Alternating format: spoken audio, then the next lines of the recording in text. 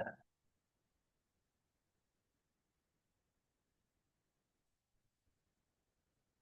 right, everybody, let's get the mic working.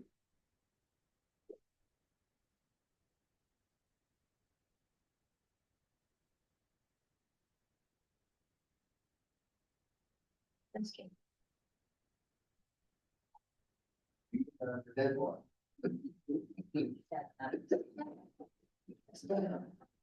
Testing.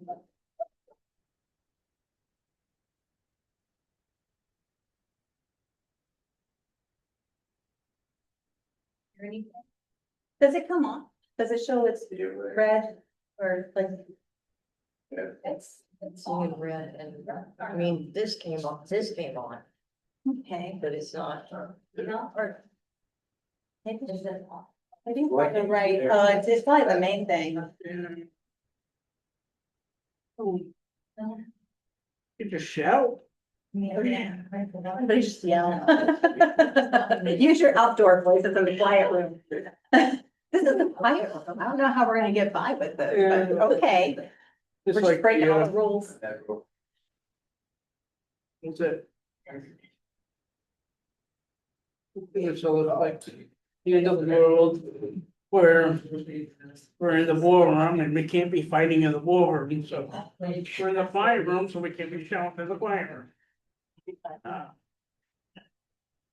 And y'all, there's the big box. Yeah, make sure. I don't know the words, but it's blinking right now.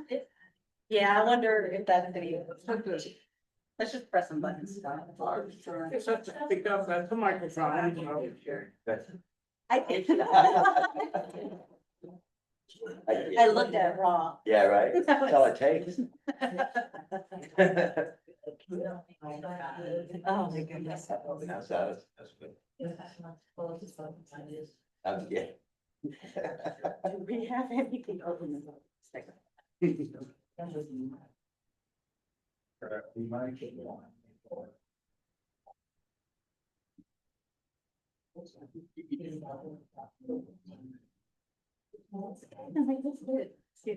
That does work a lot of times though.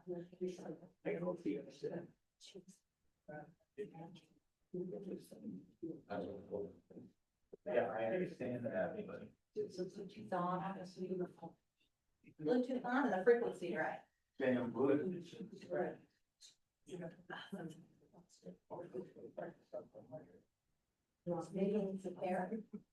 That's what I'm saying. It's looking for the speed.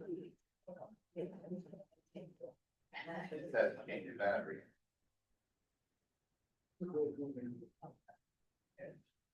We may not do it everyone. Yeah, I don't know. Maybe it's not. Everything has it. Yeah.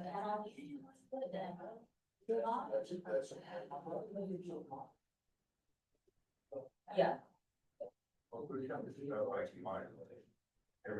Yes.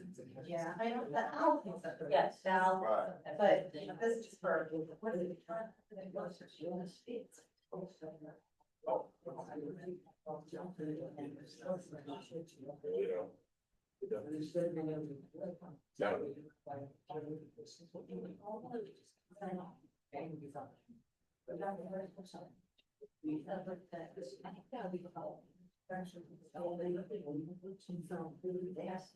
You can't figure it out, unplug it and wait 30 seconds and plug it back in.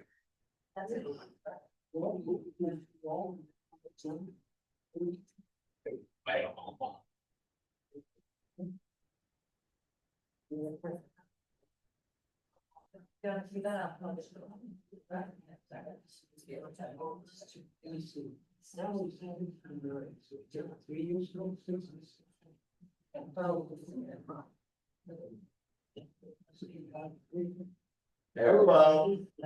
Yeah.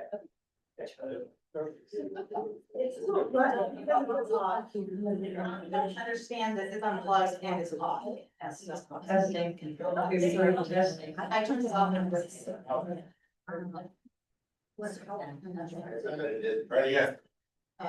Ready yet? Testing, the future testing. You got it. Literally turn the button, the button is still off and it's on. Annoying. Well, now we know how dangerous the time button is. All right, good evening, everybody. Let's call this meeting to order.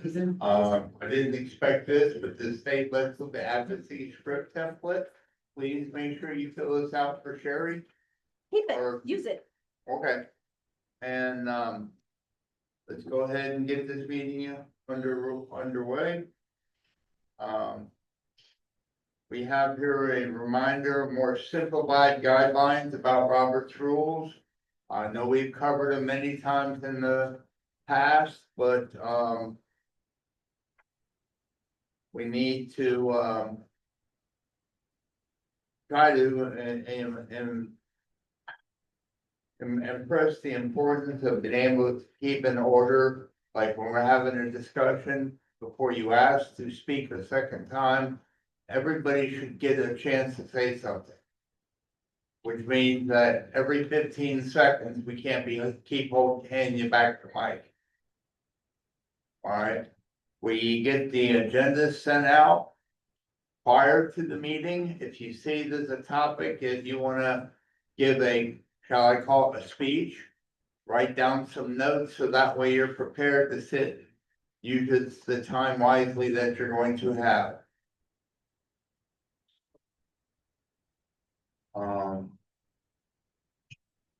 It's quite a bit to go over with the rules of engagement. We want active listening, we want everyone to be heard. But that, and as I said, that's gonna be giving equal respect to others. People wanna speak and be heard and. You know, just they wanna be heard as much as they wanna be able to speak, so let's try and meet each other halfway. I mean, we're all on the same team. And on that note.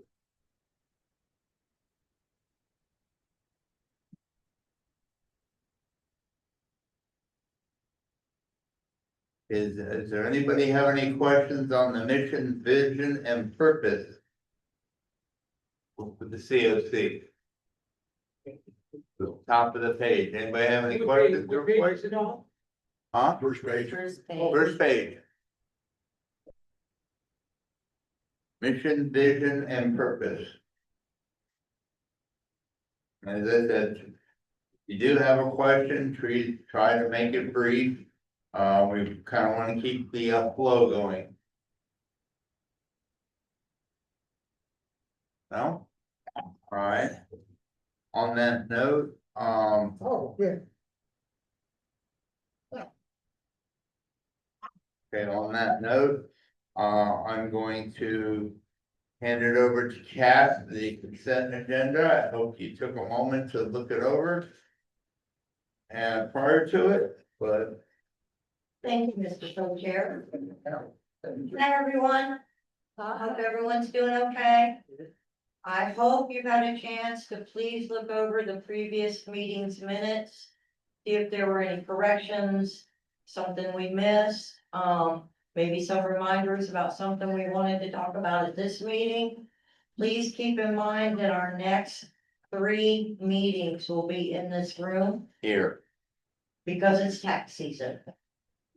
Okay, also, the simplified Robert's rules, those are yours to keep. Let's call that our Bible, if you will. And, whenever you come to a meeting, please sort of have that with you and there won't be any questions. Are there any corrections, any additions, anything in the previous meeting's minutes that we need to correct?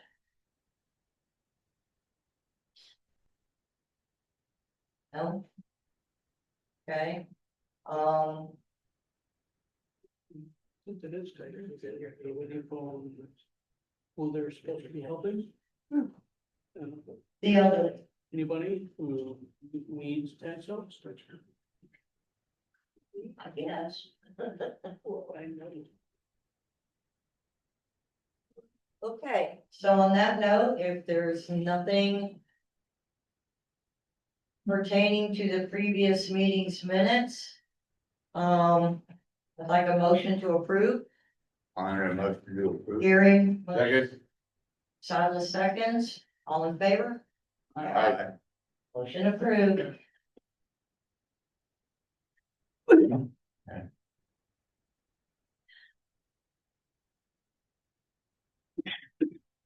Carried. Okay, who's the mic going to? And then This is Carrie first. you'll take it good. Okay. Quick introduction. This is Megan Munzer. Hello. Do not call her Eminem.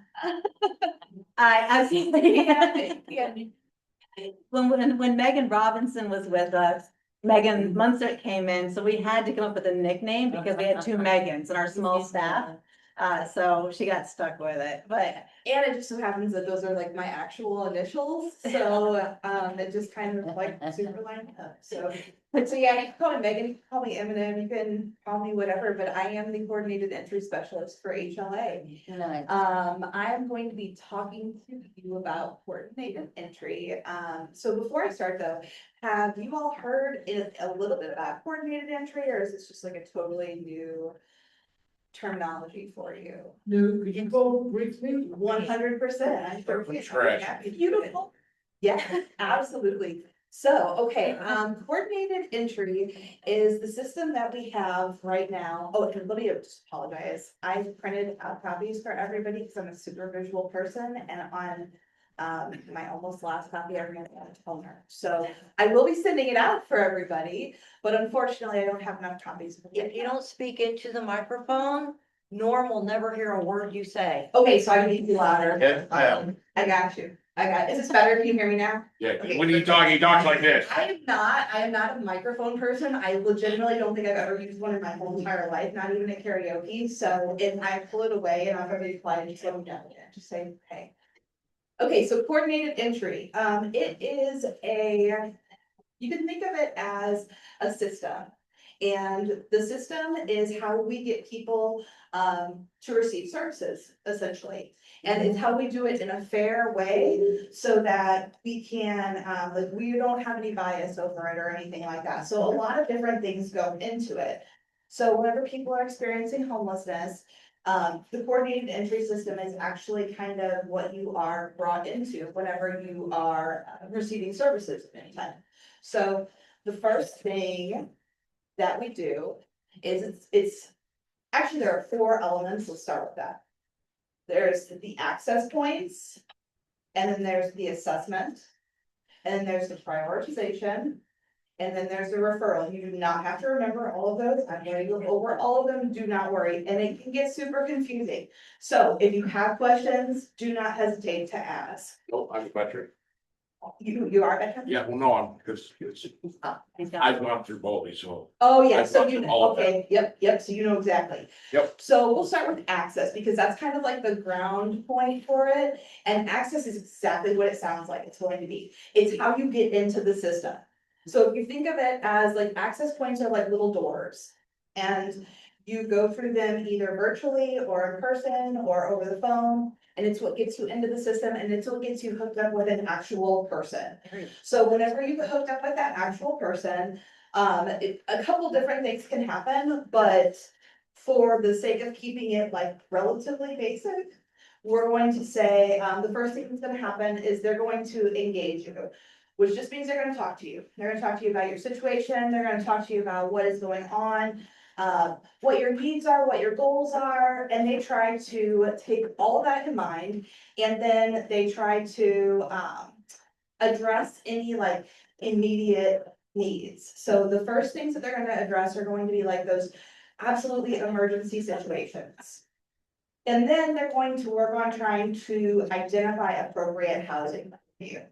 So, as you all know, it's very confusing. There are a lot of different services, there are a lot of different shelters, there are a lot of different housing options, programs, all of that. So coordinated entry is kind of what we try to keep everything a little bit organized and easier to maneuver through.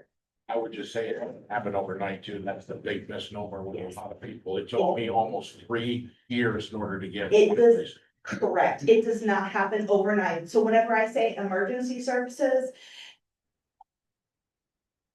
That's kind of a stretch of a word. Emergency does not mean like right here, right now, like it's going to happen at this very instant. It just means that those are the services that are going to be, they're going to be faster than those permanent solutions for the most part, and they're going to be shorter term. So, yeah, Can you get people off the street in one phone call and within, I don't know, 3, 4, 2, because when I'm talking to homeless, that's a big question when they, and that's a good opportunity to get them off the street because they're like this, they're just. absolutely. So, I wonder if we should hold questions just Yes, to get till the through end. everything. yeah. Yeah, because a lot of this stuff. Break at certain parts, because Yeah. it's a lot to digest. So how about I break for like at certain points, and then I allow you to, like, we can ask questions, and then I can go on to like the next kind of like chunk of information, then we can ask some more. That's kind of what I said, because that answer is no. That Yeah, answer is no. And I would say, it's confusing, but at the same time, it's honestly a really great process, so. I definitely want you all to have your questions answered, and if we don't get to them all tonight, I still want you to be able to have access to me in the future. So that we can kind of guide you in the right directions, or anything that maybe I didn't explain, or maybe you know, get out of here and you're like, I was thinking about what she said, now I really have this question. So I'll go on and I'll move forward a little bit, and then I'll break at a certain point, kind of like whenever we're like at a switch topic. Is that okay with everyone? Perfect, okay, fantastic. So, let me see here. Okay, so access points. So those little doors, the way you get in there, we have like 4 different types of access points. For all practical purposes, we have one for adults only, which is gonna be safe harbor, like if you wanna go in person, safe harbor. For families with minor children, the best way to do it is 211. For people that are survivors of TB, it's gonna be Hope Villages, and it's gonna be CASA. And then for people who are veterans, we do have, HLA actually has their own like veteran navigation. Now, with all of that being said, 211 is a great access point for any of these categories. So even though, you know, these are the specialized ones, if you ever get in a bind and you're like, hey, I want to talk to this person about it, but I don't remember exactly what access point, 211 is always a great one. They'll open the door for you, they'll get you where you need to go. A lot of times they'll get you over to us, and then we'll kind of try to walk everybody through the process from there, okay? Oh, okay, let's start, questions about the access points, yeah. Especially with 211, is that staffed at night, in the morning, 24/7? So, the answer to that is yes and no. It's not a great answer, but that is the answer. A lot of times we will not get things in the morning. So it's not necessarily as far as like if 211 is staffed, it's more like if all of the other agencies surrounding them are staffed. And since we all have different hours and everything, sometimes in that like overnight period, sometimes some agencies are not like immediately available. Some places like Safe Harbor, they're accessible pretty much 24/7. They prefer to do intakes in the morning, but that doesn't mean that nobody's there around the clock. They are. Yeah, I met the manager there, but Yeah. they're kind of strict They are kind of. for problem people late, Yeah, 2, 3, 4, 5 in the morning, they're not getting in. that's definitely a hard time of day. Because they're not accepting problems. Yes, and that is a hard time of day, and we definitely know that that is one of those gaps in the system that we are definitely mindful of. And we are trying to bulk up in that area, because I don't like my answer whenever I say yes and no to you. I would love to have a better answer for you, so we are definitely aware that that is one of those areas that we could really Improve. improve. But I noticed that, because I spend a lot of time with specific homeless around here, Mhm. at 2, 3, 4 in the mornings when there's a lot of Yeah. violent problems. Yeah, I And agree, if I can yes, tone them down yes. and keep them from going to jail. Is there Agreed. law enforcement that works with your program, instead of putting them in jail, try to put them in? Cause I know some of the sheriff, they try to put them in programs, but when the people are not I just back up and let the sheriff do their job. That's, I put that, I can help with that. because I know housing is really complicated and complex. It's like, you've got all these different agencies, all these funders, you get the feds, you got the state. Yeah, every 24 municipalities inside of Pinellas County, right? So coordinated entry is run by HLA, we're the lead agency for coordinated entry. We're over the system, so we recommend policies, the COC approves them. The continuum of care, which this is a committee of the continuum of care. We're not the provider of the services, though. We don't control, like, we partner with all of these agencies to try to coordinate some. Maybe we or can with try to the providers. improve on the entry for, I would say people that are on the line of going to jail or worse because of drugs now. The drugs are really bad. It- The fentanyl, I agree, but we're not a provider for something. well, I like thought that. we were a policy. There would, so as far as a program, that's something that the COC can decide, and which is a great one. And we are, we talk about this sort of thing, Because increasing mental Rogers health. seems to be, cooperative with us. They are great. Because Yes, Haitian- well, it's Haitian. He's yeah, been here Haitian. and Gil Terry until he leaves, he's really, he's a different kind of sheriff. And he's for, to help us come up, if the program works. Because he's got a lot of legal. And if we can come up with programs that, can keep people out of jail. And like 3 in the morning when I'm helping a friend of mine that I've known for 3 years. And he has other friends. Just an FYI, if a police officer brings you to Safe Harbor, which you can request 24/7, they will take you in. Yep. If you tell an officer that you need to go to Safe Harbor, I don't care what time of the day or night it is, you will get in Safe Harbor. They will take you there now. The police will take you there. Yes. Provided you cooperate with them to a certain level, because Yes. some. You have to request it from them. Yeah, If you're not under arrest. Yeah. And you ask an officer to take you to Safe Harbor, it doesn't matter what time of the day or night or what day of the week it is. It does not matter. That to ask the police officer to go and then that was set. is there any other options besides Safe Harbor, because That with was, some of these. No, old-timers, not they don't like 24/7. Safe Harbor because they No. had a bad experience. Not 24/7, no. Okay, thank you for that. And the other important thing is you have to, you can't be a dick. I mean, it's serious. You Well, we can't- understand that, that's Yeah, all you it matters, have to be cooperative and everything with, that's all it matters. you have to. Because they're not gonna help you if you are. Well, number one is. Point of order. safety. Can we get back on the agenda, please? can we get, alright, so I'd love for feedback. Julie noted, 100%, I would love to Okay, talk we about have it, order. talk to you about it all night, but I'm gonna move on to the next part. Thank you. Which is actually the assessment part. So what the next happens is after you've gotten into that access point and you're kind of like in the system, then, there's gonna be an assessment. You have probably done a million different assessments in your life, and I completely get it. Sometimes they can be really daunting. It can be telling people a lot of personal information that you're not always comfortable with. So what I always recommend to people is answer what you want. We definitely include, or we encourage disclosure, but we don't wanna make anybody super uncomfortable. But the better and have an idea we can get on the assessment, the better we can match people with their housing options. So like Sherry said, we're not like an actual agency necessarily that does rapid rehousing. We're kind of like the organizers of it.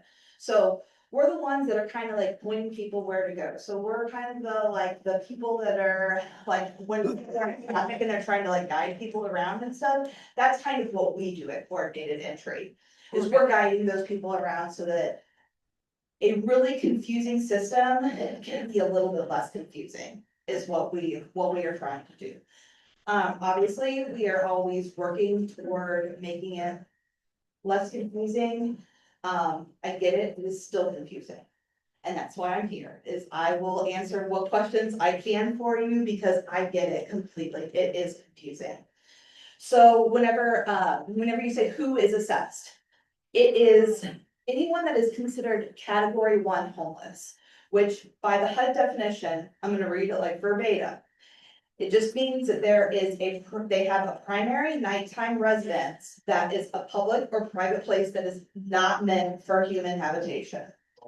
Or they're living publicly, they're in a public or privately owned shelter. That is also category 1. And then the third one is if a person is exiting an institution. So let's just say that they were detained.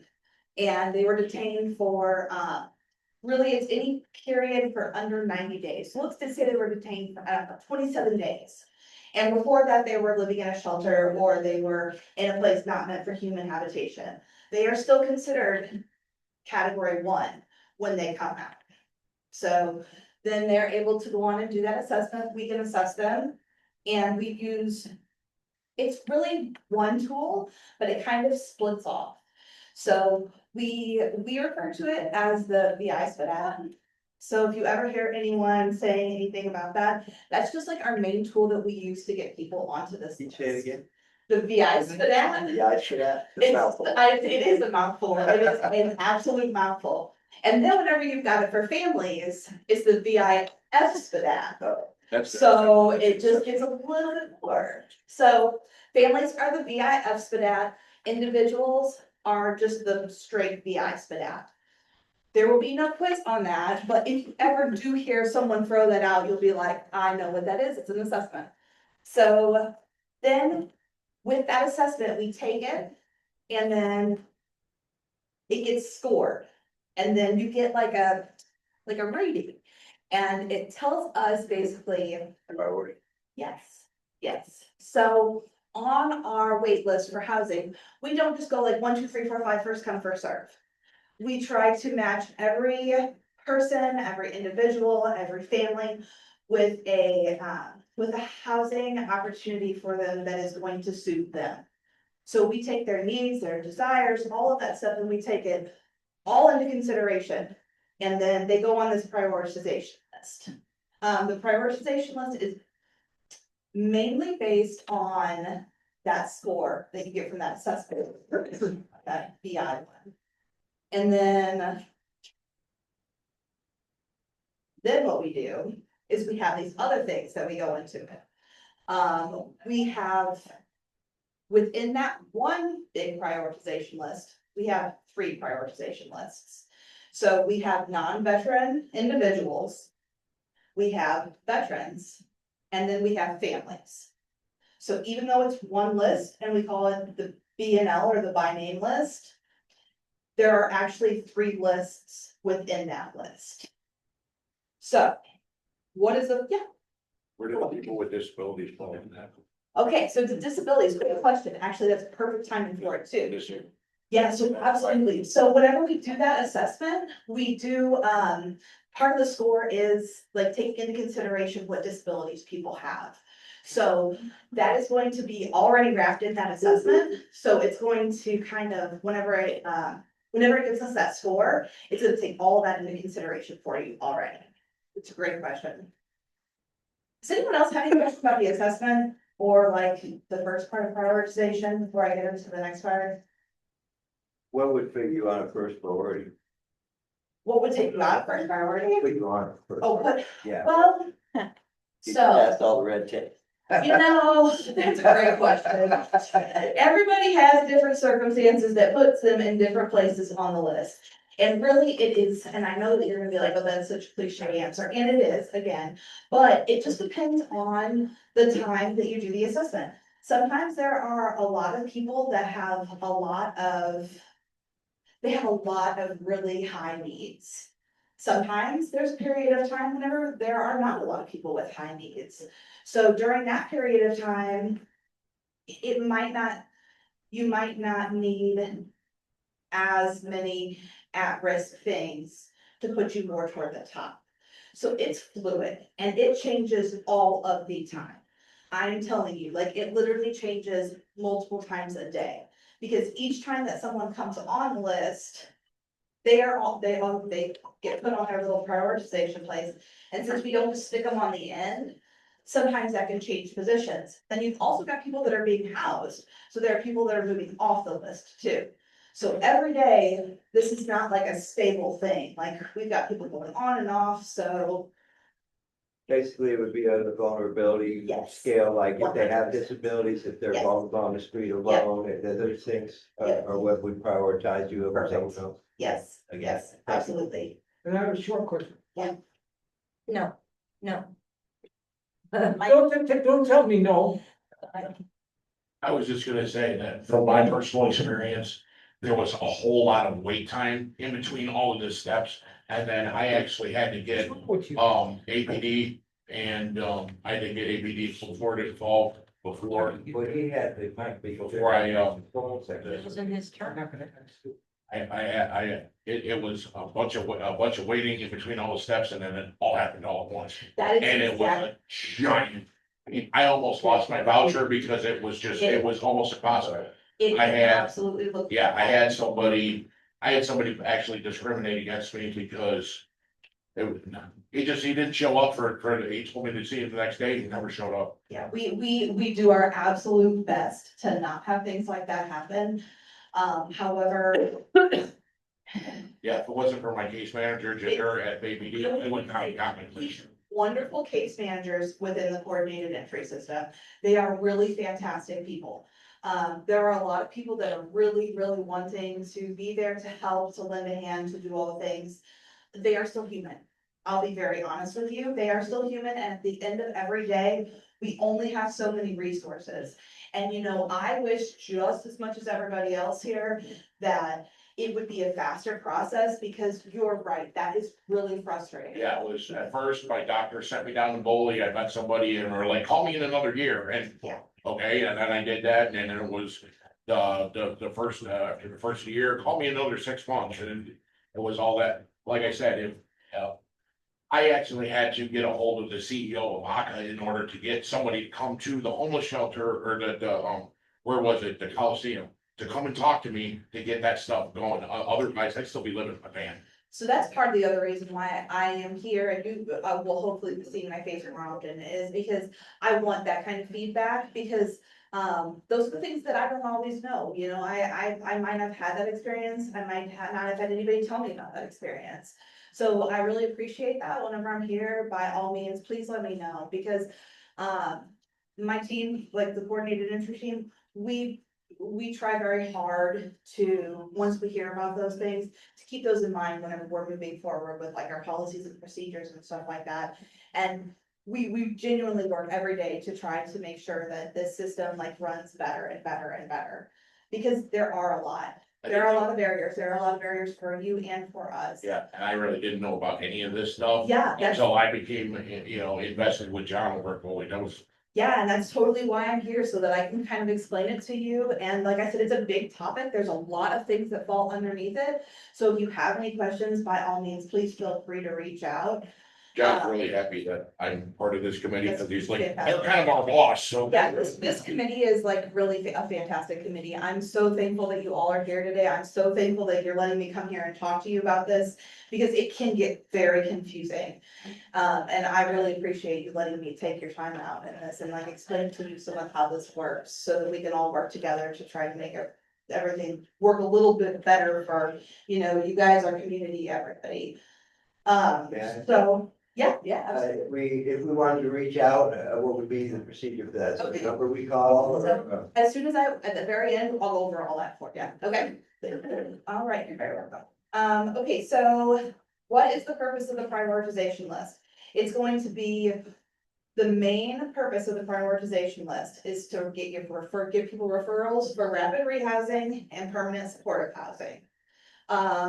We also, though, we use it to do case conferencing, which means that like when a person is on that list, we do discuss them. We discuss their wants, we discuss their needs. If they're a family and their kids go to school in St. Pete, we're gonna try not to put them in a location that's in Largo, and it makes it really super difficult to get their kids to school. Or if you have, a job that's in St. Pete, we're gonna try to do the same thing for you, just so that we can make sure that everybody is, they're meeting their goals, because their goals are really important to us. Like, we don't set goals for people. We want to be along for the ride while they're accomplishing theirs. We track like household data, so all the number stuff. We do that with the by name list, that's kind of the more boring part of it, but we do track all that. And then the data review. That's where the pickup comes in. Exactly, so what we just finished, that the pick count and all of that stuff. I love the numbers, I love the graphs, I love the people more.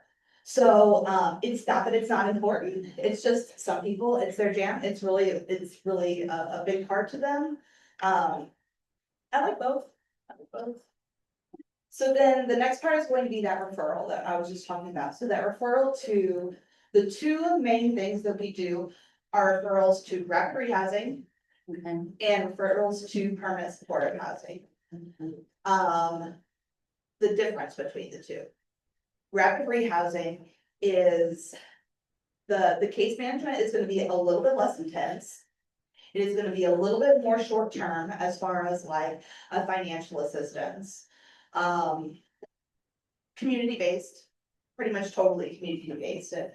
And then with permanent support housing, that's gonna be like where we get in there with like really intense case management.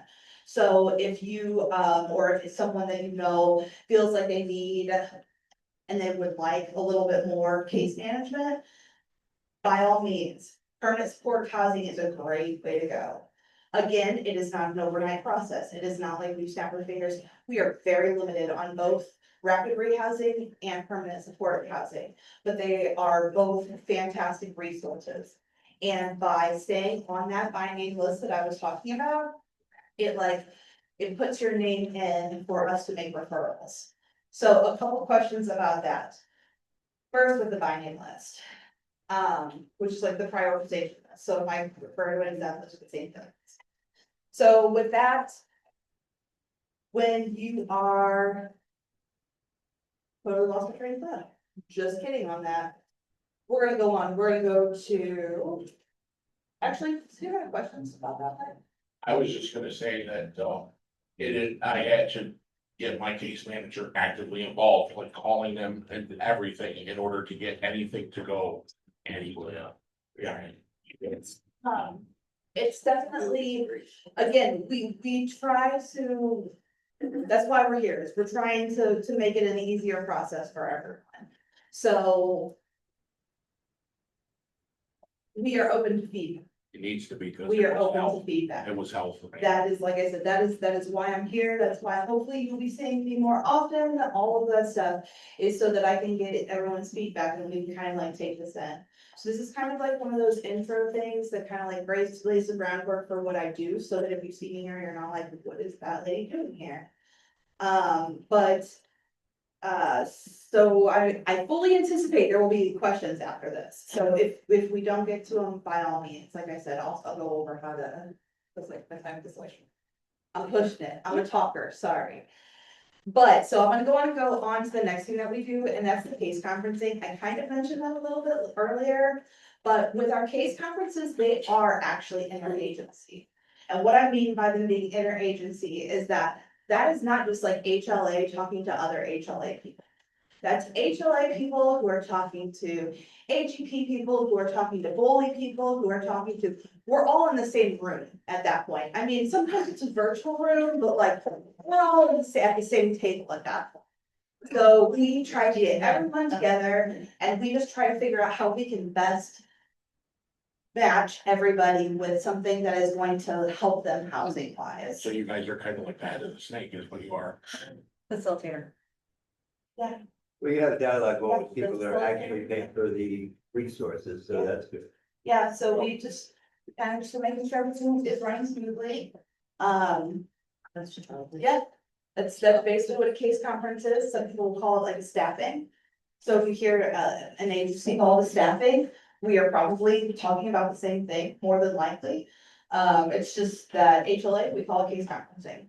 So the terms are kind of interchangeable, except the fact that sometimes agencies can have staffings where other agencies are not involved. Whereas case conferences, other agencies are always involved in that, okay? All right. real quick, HMIS is the computer system that we put everybody's information into. So basically, it is like an electronic file. We pull data from it, we get information so we can notice the trends, we keep information on people so that whenever I look at it, maybe I don't know somebody, maybe I haven't met somebody, but I'm still able to get enough information that I kind of still know them a little bit. And like in a kind of distant way, I know what they're looking for, I know what their housing goals are, I know all of that stuff. So, any questions about that part? If I can interject, and I hope I did this correctly. The idea of having Megan come down and speak with you about this is that it's a process. It's not an instant popcorn in, out pops a place.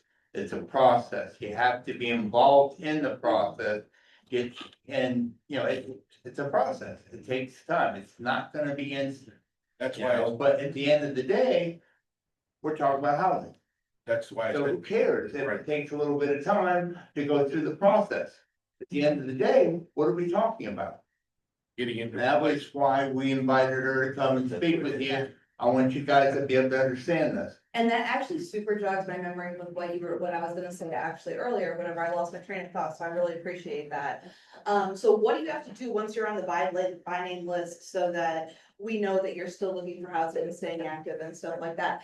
If you are in a shelter, if you are receiving services from anybody, you just have to engage with whoever or wherever you are. If you are unhoused at the time, then if somebody, make sure we have an updated phone number for you. That is the best way that you can stay engaged with us. Is that to just update, either the person that you spoke with immediately, or now you will have, my information. Just let somebody know if that phone number changes, if that email changes, all of that stuff. Those are the most important things. And those are the things that we see people,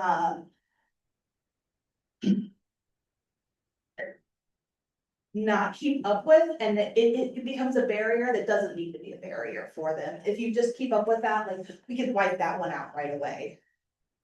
I would say that through my experience is just be persistent. I was calling them when they were like, call me in June, it would be June, I would call them.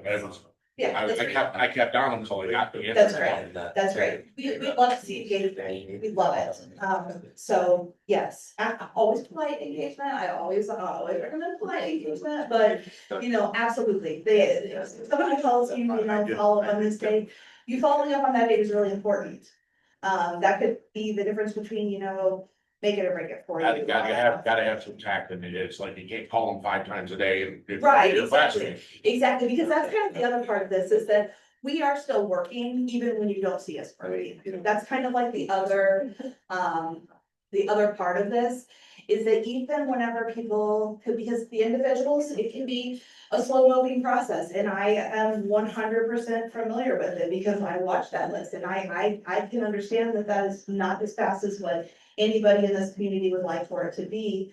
However, we are limited with our resources, and we are still working with you even whenever you don't see us working with you. So, all of these wheels keep turning. Some people don't understand that it, like you were saying. Excuse me, guys, I got a call to order. All right, you have an initial question, that's fine, but it's happening too often, and everybody else isn't getting a chance. I'm sorry, Tyler. But go ahead, Megan.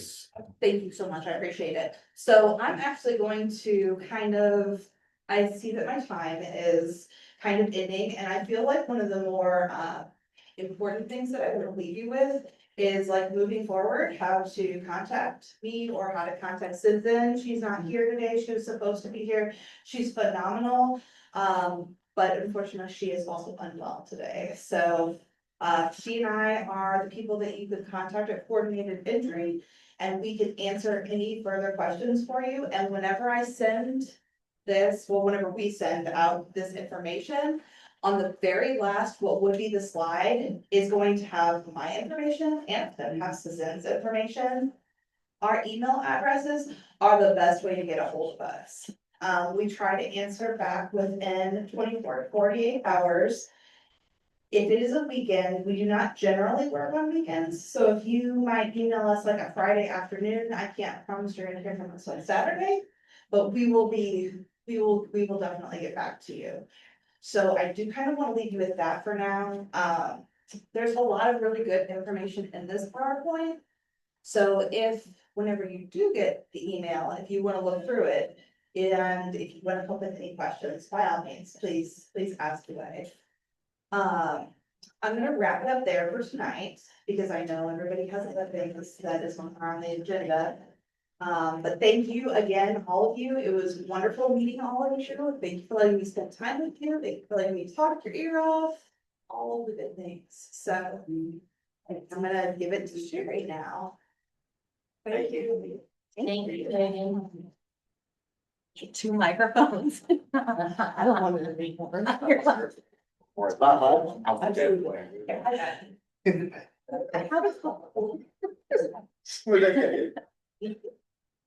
Thank you, Megan. Hey. There was so much to talk about with coordinated entry, and it is one of the big pieces that HL oversees. And again, it's a system that we facilitate, but we're not we've worked with all the agencies to try to figure out how. Okay, thank you. Yeah, I have any questions? And He doesn't. I do have my update, but I'll need, the room. Yeah. Okay, you got it? Development. Norm, point of order, please. Norm. Norm, point of order, please. Okay, yeah, I can't think. There we go. So, the quick update that I have for the HUD NOFO, we've been that's that funding for that permanent supportive housing with the OLE and for the DV at FASA, the rapid rehousing project, as well as other, coordinated entry actually gets funded through this too, as does HMIS, the information system that Megan was talking about. We went through 3 rounds of those NOFOs, and again, we were not anticipating to have that happen. It wasn't going to happen this year. It happened in the end of 2024, so like a year and a couple months ago. And that was supposed to be renewed this year, so that we could spend more time working on our system, doing better planning, and not spending 3 months working on a grant application for the federal government on behalf of the COC. But instead, the entire holiday season was completely wrapped up and a lot of it was just a roller coaster. So when I reported to you that permanent supportive housing was being capped, HUD took, or permanent housing at all in those, that was being funded, which is 78% of what gets funded, through this application. That first one was withdrawn, the second one came out, it was for review, it's still under litigation, but then HUD finally released a third one that was reopening the one we did in 2024 that just renews all the applications, all renewals going through. So I say that. Yay. I say that. I can't keep a poker face. I say that, to say that it is still under litigation. Haven't seen any appeals by HUD, and they say that they are processing those renewals. Everything was, it was an email is what it turned into at the very end of an application. So, but that's what we know. That's what we've been told is going to happen. And that's what we have right now. The next NOFO comes down for the next year, which for most of the projects wouldn't start till October 1st of 2027. So that's a ways away. Some projects though would end at the end of December of 26, so in less than a year. But the next application that comes through, we're anticipating that it'll happen by June. So we've got a few months to, based on what we've learned from this last round, we know pretty much where the direction's going, so we can do a little bit more planning for that. And yes, we have about 3 months of planning work. I can see your face, Michael. I feel it. Huh? I will, so it's being processed right now. We don't know what the ultimate, but as far as what the NOFA, what HUD has said is that they are processing all those renewal applications, for all the renewals like Foley, CASA, HLA.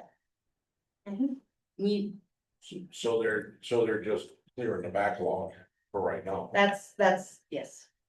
Yep. Yeah. Yeah, that's. It's okay. It's about CASA. On that. I wanted to talk about CASA. I don't have a microphone, that's okay. I Do you have a wanted to talk- question? Yeah, I wanted to talk about CASA.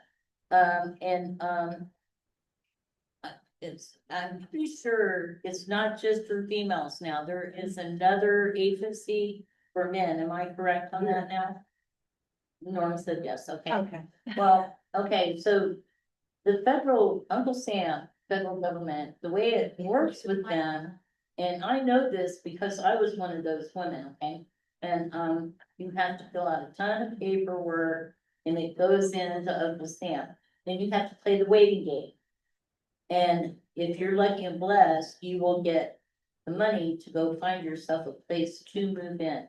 And that's how I was able to get out of CASA, out of the shelter, into a place. And believe me, you wanna move where your abuser's not at or anything, that would go for men or women. And, you wanna be in a safe environment. And, but I'm finding out that a lot, like you're saying, they're not doing anything right now. I just find that so not right. That they're putting things through, like you said, under review. I think I need to correct a misunderstanding. It's not that the programs aren't doing anything right now, it's that there's an application, this is about funding, that's it. Okay, Their funding, they still receive that's funding. what I'm saying. Yeah, that's Okay. that's not changed. Thank you. Yeah. Okay, that's what I. Yeah. Okay. Thank you. And then, so going on with that, so that's just, dodge the Okay. bullet this year, Yeah. really. And, there's a lot of work that it will prepare us for next year. So advocacy, I wanted to share, you all have, the script, we've already talked about it, I don't need to go into that too much, just that the advocacy committee wanted a script. You don't have to follow this exactly verbatim, but it gives you an idea of what you can say in front of an elected official. Okay, and there's one for the state legislative stuff, so if you had a state senator or representative, Yeah. you can share that. Local advocacy is more for, towns within Pinellas County. Municipality. Municipalities. Yeah. And so that's there, and I wanna also share for advocacy, let me see what time I have. Yeah, I wanna share another thing about advocacy. There was a bill that came through, over the fall, a state bill, from the Senate and the House. And it was it's about discharging to homelessness. So if you're in a hospital, we know sometimes that happens. People are discharged from hospitals or Yeah. assisted living facilities or other institutions and into homelessness. And it's because, hospitals are not set up to house people afterwards. And so there needs to be more collaboration between providers and the COCs and hospitals. Absolutely. There were some things about that bill, though, that would put all the work on the HLA or other agencies like the HLA. So we would do all the care coordination for hospitals, and there's a lot of which would require, and it was not. These part-time jobs. Right? There was no funding, but when, this is just an example of when very good intention, like we want something like this. It just needed some tweaking and, Right. and education. Right. And so I like advocacy isn't just getting up and yeah, right? Okay, I was a community organizer at one time, used to do the marches, had the little horn, still think that's great. Doesn't end there. That's not the only way to advocate. Another way is to educate people. And so, I worked with Duval County over MLK weekend, all MLK weekend, revising the bill because what they did, the bill came back and it had Pinellas County as one of 4 pilot sites. We weren't aware that was going to happen. I didn't find out about it till it landed on the Senate floor. Still, very good intent, great people backing that stuff, right, who wrote it, okay?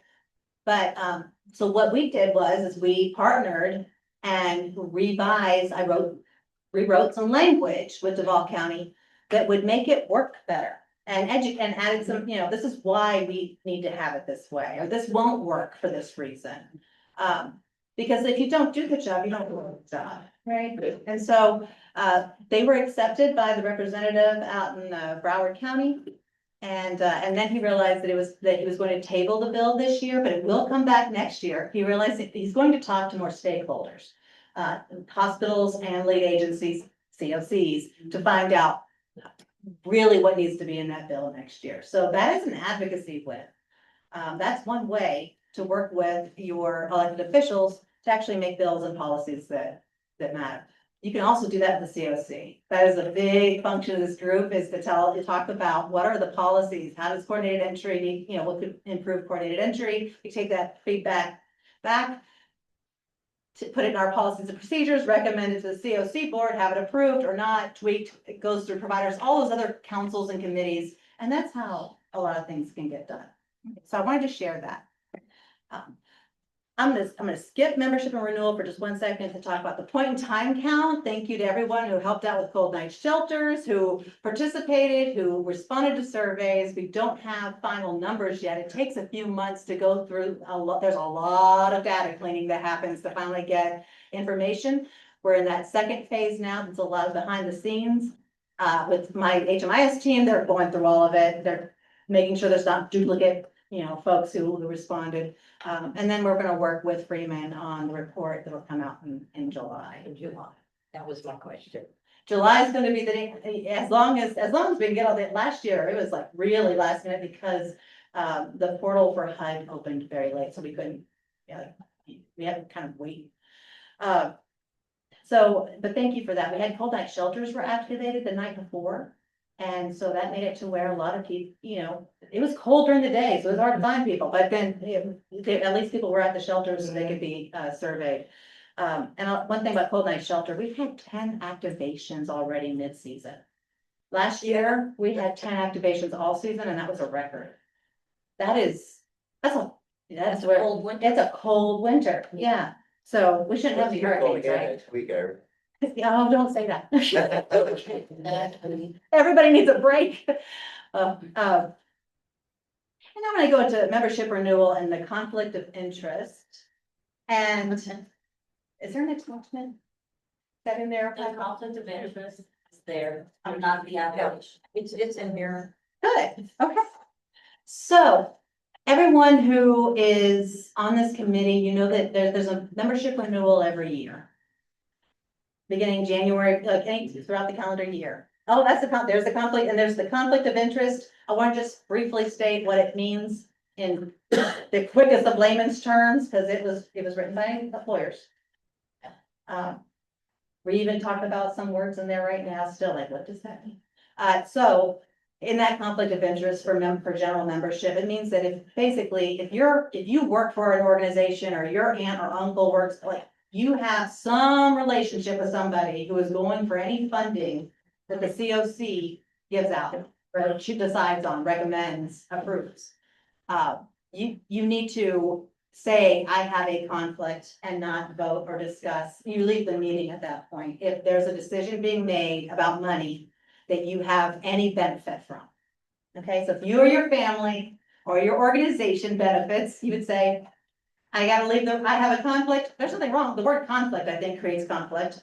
There's nothing wrong with having a conflict of interest. Everybody has conflicts at times. It's okay. It's just saying, I can't be a part of this discussion. I can't vote on this because it doesn't look too good if I vote for my own project. Sure. There you go. No insider trading.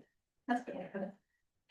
So I believe Alicia, is this for them to sign? And so that, no? Okay, we'll follow up on membership renewal. And they can actually do it online if they want to on their phones. There's a button there that says renewals, no dues, and they can do it all right there.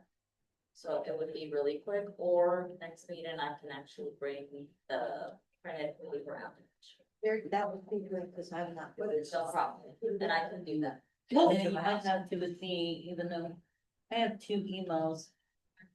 And with my new phone, I don't know which email it's gonna take, or actually I have three. Because We'll that's bring- okay. we'll bring I case applications. get some of my emails, but not everything, like when you send stuff to Jack's phone, then we get it, but, we, but I got a phone, and it's kind of weird, that one. It's gonna wear me out. So we will bring applications next time, and paper applications, and so you'll be able to review the conflict of interest. If you have any questions about it, you can bring that to us next time, and then we can make sure everybody is a renewed member. I just had a question about, the Bitcoin. So there's a filter process afterwards. Do you guys have any experience with like people giving you bullshit or, you know, any of that kind of stuff? You know, wrong information. Wow, oh, the wrong info, well, you know, it's, people are, they can decide not to respond to a question, so usually we don't get like lies, what we get is somebody who went in Clearwater and then they got they may have gotten a $5 stipend, and then there's somebody else, they went somewhere else, and they were approached by another person, and they're like, hey, have you taken the survey? No, I haven't, and then they get another $5, it's not, it's $5, so it's, yeah, so, no, mostly it's just making sure that we have enough information, and it's really what takes time is entering all that information into our own system, and then we have to send that off to HUD. Yeah. And the state, so that's what takes time. It's required by HUD. Thank you. Mhm. Right. And that is all that Thank you. Thank you for covering that, because being part of the point time committee, I was gonna mention. It's gonna take time to digest all those numbers before we can tell you what the results were, what this is, but we're still crunching numbers. You know, I was. I would like though to make some recognition.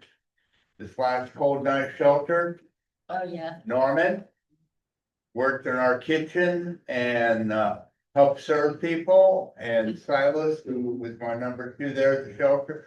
I'd like to recognize both your efforts as exactly shining examples of what our committee should be, stepping up to the homeless community itself. And I thank you very much. I put that in my I'll tell you that. He walked in the door and there was a mountain of dishes. But,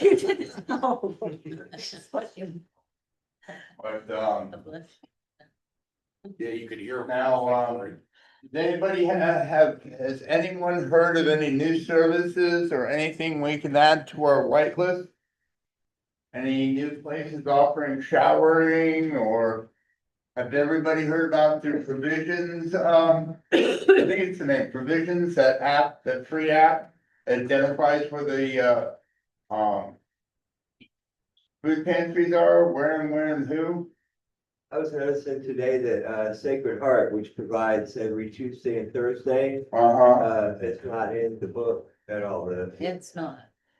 Is there, yeah, I just wanted to bring that. Probably just a temporary oversight, but we can always make sure that they get into it. They were a little iffy there for a while. It's probably just an oversight. Okay, I just wanted to bring it to your attention. Okay, thank you. Anyone know of anything else? Michael? Just the PSCA changes, What? Oh, yeah. just a minor PSCA changes for some of the routes. As I've been noticing lately, so I had to take it now, but I lost my car. Well, sold my car. But yeah, some of them have been changed since the first, so timing's off, so if you're looking to get someplace. At least some extra time if you're taking the bus. Yeah. Yeah. And as far as membership goes, I've said this a couple of years in a row.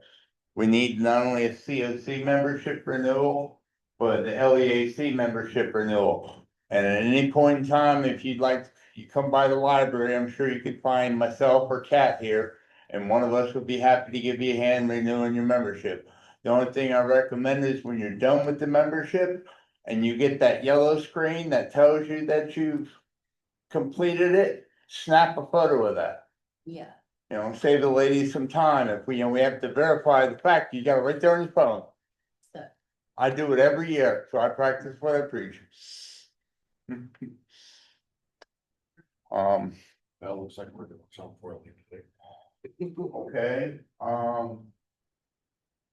Closures and suspensions. I believe the next, is you, Michael. Just about to look up, community events, but anyway, we got to make sure you invite to COC meetings, as it says. Sometimes me or Gary not at COC meetings, it's always nice to have people from this committee show up. Because we at the COC meetings, we need to recognize what we're about.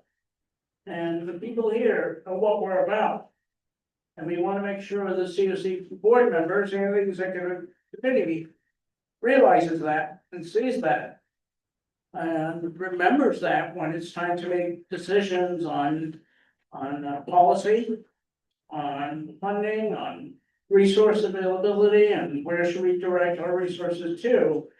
It has to be remembered that people hear what we're about, and showing up at COC. If you can, either virtual or in person would be helpful. That being said, there's links here for the community events. And the COC meeting calendar, which would be appropriate if you guys want to attend, or we're doing a lot of virtual meetings. Do the virtual meeting thing, just go on Wi-Fi or any place, Right. do the link. They're on our website and the COC website, and I encourage you all to listen and tune in. Does anybody else have anything about any community events? I don't have the links, but they're all on the HLA website, so a lot of COC. And they especially were reminded to check the meeting calendar. And we're doing a lot of virtual meetings, so if you can do it virtually, fine. If you come on in person, that's fine too. With that, is there anything else anybody has to say before we adjourn the meeting? Because it's been pretty informative. Thanks to Sam for coming here. I just thank Sherry for coming here. And I'd like to thank the library for letting us have this space. Yes. Because otherwise it would be Well, ironic if the homeless committee was homeless. Oh, my goodness. Oh, my.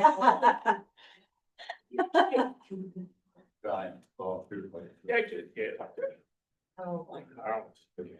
And finally, I hope, I was gonna mention earlier, when people mentioned the cold night shelters. Take advantage of it. Because one of the things that happened in the recent storms, like in New York City. There were like 17 people. Yep.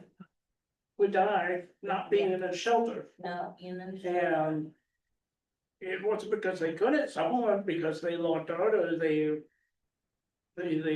blacked out because they were drunk or whatever, but also because they were just like here, we're homeless.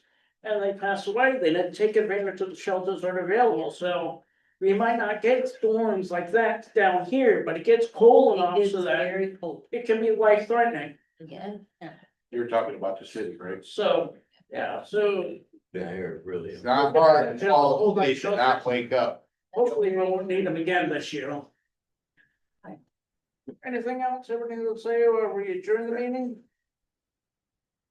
And please, if you would, take it into your heart to volunteer at these cold night shelters. I've noticed we've had, we're a little on the light side of volunteering. It's not hard to do, you know, and it can actually be fun. Ask Silas and Norm. I said, we made a night of it, so. I had fun being the commander. All right, Hey, Captain. with that, and it is a little bit early, but I think, so we're on good time, we're not in usual chaos mode at this time, that we were last year. So I appreciate everybody, paying attention to the rules of order and letting our guest speakers speak, letting people finish what they have to say before asking questions. And actually participating. We appreciate that. I appreciate it and appreciate everybody being here to put their voice in. So with that, we will adjourn the meeting until next time. So everybody stay safe, pay attention to the weather, stay warm.